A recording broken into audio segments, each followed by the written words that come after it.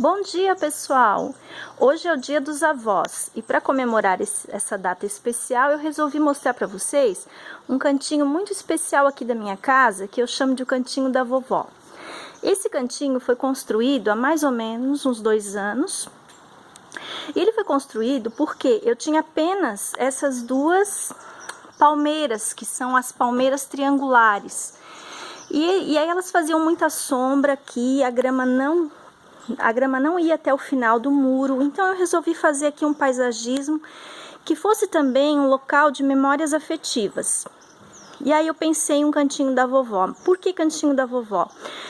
Porque a minha avó, que faleceu em 1989, a casa dela é toda construída de tijolinho à vista. Então eu resolvi revestir o muro com tijolinho à vista, tanto o muro quanto o chão também, né, para que fosse, cada vez que eu olhasse, fosse um local de memórias afetivas, onde eu passei a minha infância e é onde eu tenho recordações muito felizes. Mas além de ser um cantinho que materialmente, né, nos tijolinhos me remetesse às lembranças da minha avó, eu também procurei colocar plantinhas do tempo da vovó e que tivesse alguma relação com essas memórias afetivas. Não todas, claro, né? Então eu vou mostrar para vocês um pedacinho desse espaço. Como vocês podem ver aqui, ó, eu tinha apenas essas duas palmeiras triangulares que eu plantei há 10 anos, elas eram bem pequenas. Aí eu circundei elas com esse revestimento de tijolo à vista e com muitas plantas afetivas. Então vamos começar aqui pelo esse cantinho. Aqui eu tenho essa dracena verde, né? Ela gostou muito daqui, ela tá aqui há 2 anos e ela era bem pequena quando eu plantei, né? Aí a dracena verde, eu tenho outras dracenas também. As dracenas, pessoal, elas eram muito usadas. Cala a boca, cachorro! Então as dracenas são muito cultivadas, né, nos jardins da vovó. Principalmente essa daqui, pessoal, a gente via muito, a dracena rubra, né, que é essa planta muito linda, que ficou esquecida. Aliás, muitas plantas da vovó começaram nos anos 60, 70, 80, que eram muito cultivadas. Depois começaram, né, a desaparecer gradativamente dos cultivos, principalmente em razão da crescente modernização da vida, né, e da urbanização, as pessoas cada vez mais deixando de morar em casas e aí ficando inviável o cultivo de algumas dessas plantas. Então aqui eu tenho uma dracena tricolor, que é essa plantinha aqui, ó. Ela fica muito bonita para ser cultivada com outra plantinha junto, como eu coloquei essa espadinha de São Jorge aqui, ó. Então aqui junto com a dracena rubra. E nesse vaso eu tenho a dracena verde e a dracena tricolor. São plantinhas de muito fácil cultivo, você praticamente esquece delas, né? E elas embelezam e dão um colorido bem bacana. Voltando aqui e falando um pouquinho das plantas que eu quis colocar e que lembram, né, os avós. O antúrio. Aliás, o antúrio, junto com as samambaias, são plantas muito características do tempo da vovó e que agora estão voltando e ocupando o coração da nossa geração novamente. Ainda bem, né? A gente vê eles com muita frequência nos mercados, nos gardens, provando que as pessoas estão novamente cultivando essas plantas que a gente chama do tempo da vovó. Eu tenho aqui 2 cores. Né, tem o antúrio rosa mesclado e um só rosa. Eu tinha um vermelho, mas que morreu porque quando ele foi meu primeiro antúrio eu não soube cultivá-lo, não dei os cuidados que ele gostaria de ter recebido, e aí então ele morreu. Mas agora, né, eu estou aprendendo e esse aqui tá bem bonito. Além do antúrio, que tem uma memória afetiva também para o meu marido, uma das avós dele gostava muito de cultivar o antúrio, e a outra avó gostava muito das hortênsias e tinha muitas hortênsias. Então essa aqui não tá muito bonita, gente, porque a Lola comeu. Então a Lola, ela gosta muito de vez em quando mexer nas plantas do meu jardim. Mas ela vai se recuperar, uma plantinha muito rústica, né? E aqui eu mostro pra vocês a meliante, né, Lola? Quem é que tá comendo as plantas? Elas estavam gostosas? Mas que coisa, né? Depois eu vou mostrar para vocês as suculentas que ela começou a comer também. Mas isso é tema para um outro vídeo. Então aqui as hortênsias, que são memória afetiva do meu marido, e os antúrios. Agora da minha avó, em particular, né? Além do tijolinho à vista, ela também gostava muito dos copos de leite. Acreditem, pessoal, não é fácil de encontrar copos de leite. Essa plantinha aqui chama-se cala. Ela é um híbrido do copo de leite e essas que você facilmente encontra hoje nos supermercados. Né? Eu tenho aqui de 3 cores, a floração já acabou, que é uma rosinha, e tem essas duas lindas aqui, ó, que é uma bordô, essa cor aqui incrível, e essa amarela. Elas lembram então muito as plantas da minha avó. Ela gostava muito de copos de leite e eu ainda não consegui encontrar copo de leite para comprar, que eu quero poder colocar aqui para também reforçar. E também as rosas, as mini rosas, que eu planto aqui na extensão dessa floreira, que vai até o final lá. No momento, como a gente sabe, as rosas são muito caprichosas e como a gente está no inverno, elas estão sem floração. Mas eu ainda tenho rosas, né, que tem grande memória afetiva na varanda. Eu planto elas em vasos. Ali a gente tem uma que tá com um botão assim bem bonito, né? E as rosas, então, eram muito, muito cultivadas nos quintais das nossas avós. E quando eu olho para elas, eu lembro de uma série de outras recordações muito felizes. Então, eu vou fazer um tour bem rápido pelas outras plantinhas que eu tenho no cantinho da vovó. Essa planta aqui, ela tá um pouquinho triste, porque ela tá precisando de água, né? Mas ela o nome dela é Brasil, se não me engano. Vou ficar devendo o nome pra vocês, daqui a pouco eu recordo. Aí eu tenho outra pendente aqui, que é a peperômia. Essa peperômia variegata.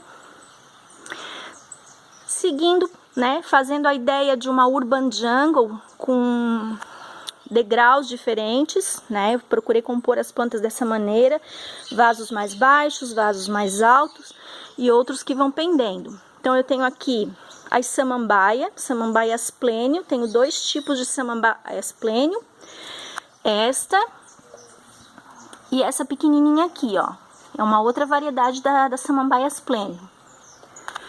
Tem também as espadinhas, que a gente conhece estava classificada como Sansevieria, as famosas espadas de São Jorge, lança de São Jorge, espada de Santa Bárbara, mas agora elas foram reclassificadas botanicamente para a família das dracenas. Pois é, essa daqui que é a dracena rubra, a dracena tricolor, a verde que eu mostrei no outro lado.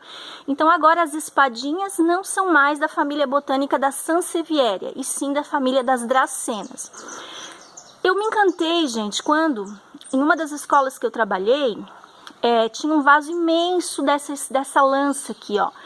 Parecia uma escultura viva. Então, eu comprei uma mudinha bem pequenininha, dessas que a gente compra trançada no supermercado. E isso tem mais ou menos 1 ano. E olha o tamanho que ela tá. Não dá trabalho nenhum, você praticamente deixa ela no vaso. Os únicos cuidados que eu tenho é fazer uma adubação regular. E, de vez em quando o tempo está muito seco, fazer uma rega. Porque são plantas que não exigem grandes cuidados e são extremamente rústicas. Aí lembrei dessa plantinha que eu fiquei devendo o nome para vocês. É o Philodendro Brasil. Ela é uma planta muito linda. Talvez eu tenha que tirá-la daqui porque é uma planta de sombra. Aliás, todas essas plantas aqui desse cantinho são de sombra ou meia sombra, tá, gente? Então esse aqui é o Philodendro Brasil. Além dos filodendros, eu tenho também bromélias aqui. Essa aqui é uma espécie de bromélia. Na verdade, o nome botânico dela, ela é da família ela é um criptanthus, da família das bromélias. E eu tenho também mais 2 outras bromélias naquele canto oposto, que dão florações lindas. Essa aqui é uma bromélia bem vermelha, mas como esse canto praticamente não está pegando nada de sol, ela então está perdendo um pouco da coloração. Além das bromélias, eu também tenho algumas orquídeas, tem algumas ali com haste com pendão floral, né? Ali onde a gente pode observar. Deixa eu focar um pouquinho. Aqui eu tenho uma samambaia chifre de veado que tá tentando se adaptar, tá um pouquinho triste, mas ela tá bem hidratada.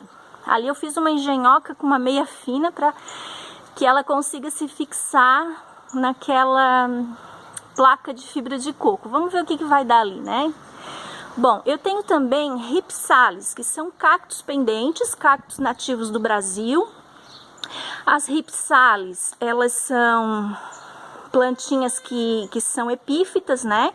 Assim como as orquídeas, elas se fixam nas árvores e elas não são parasitas, mas são plantinhas que se fixam ali, coexistem com outras espécies. Então essa aqui é a ripsalis macarrão, né? O nome já é bem característico porque ela vai crescendo. A minha não tá tão grande porque os passarinhos vêm sempre aqui bicar as frutinhas e acabam cortando alguns raminhos. Essa foi a primeira ripsalis que eu tive, ela veio bem pequenininha pra cá, né? Ela tá se desenvolvendo bem. Esta é a ripsalis policarpa, que se encheu de flores. As flores não são, né, a beleza dessa planta não é tanto as flores, mas quando ela floresceu inteira, chamou muito a minha atenção.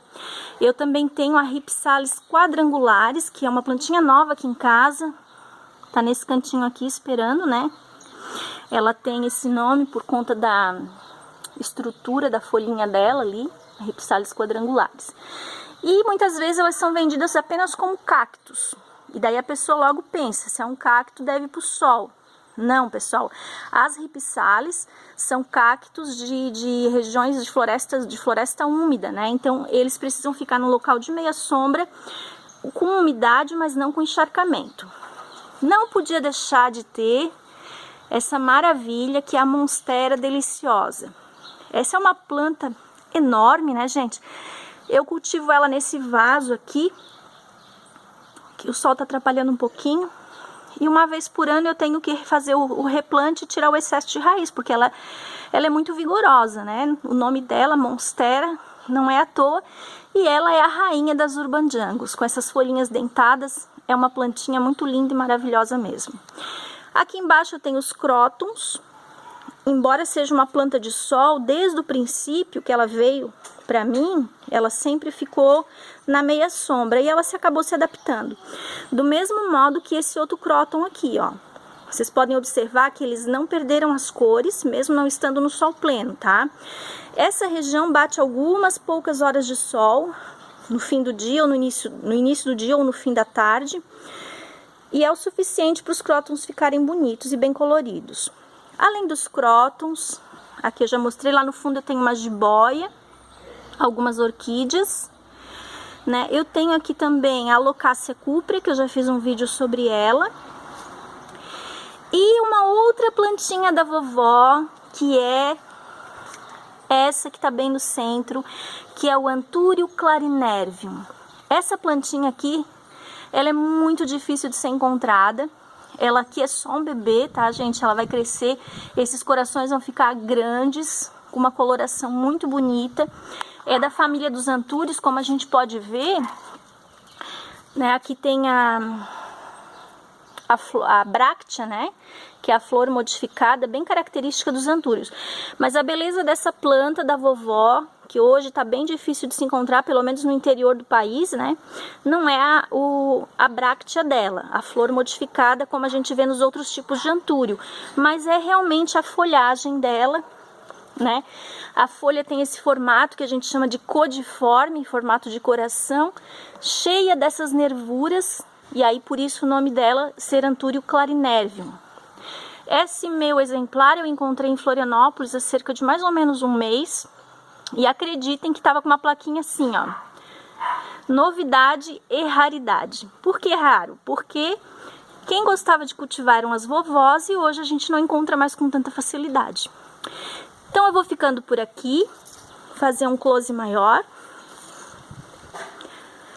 do meu cantinho, que é, na verdade, um cantinho de memórias afetivas, que eu gosto muito de ficar aqui.